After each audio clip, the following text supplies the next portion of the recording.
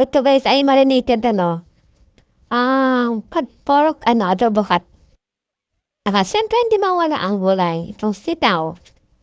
Yan. Wala to guys, itong luto ay itong gulay.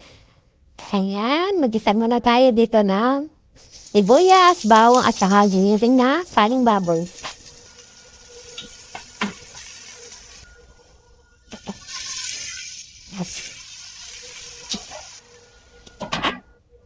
Prepare ko na din to guys. Habang nagluto ako ng gulay. Tanggalin daw natin ito dito at ilagay natin dito sa mainis na lagayan. Lagyan natin guys ng cornstarch. Kaya pala guys ay marinated sa soy sauce, pineapple juice, garlic, and pepper. Let's taga lang mga guys sa guys. Check natin ito muna.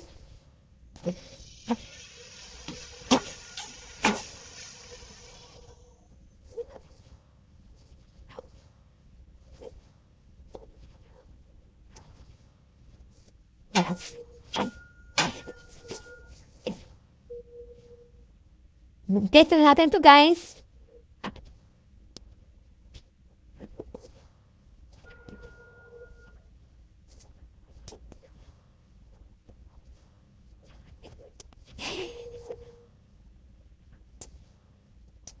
Gawa naman tayo guys ng sauce. Naglagyan lang guys ako ng olive oil, konting oyster sauce, light soy sauce, ketchup, brown sugar. Yan, mix lang natin guys. Check naman natin ito guys. Yan, ito nga pala guys, baliktad po na kanina. Pero hindi pa siya masyadong luto. Hintayin na natin mag-brown.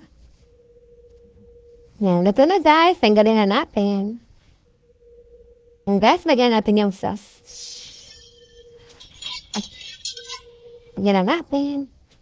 Lagyan na natin guys, itong kaning baboy na napaito na. Tapos, saruin na natin itong gasa. Malagyan natin ng sauce ang karne. Ayan ang guys, luto na. At nag-isa rin pala ako guys dito ng konting bapa. Kinisa ko to sa maraming onions.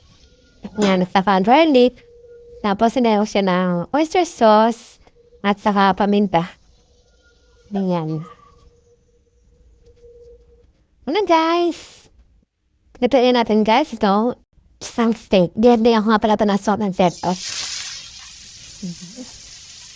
Stop.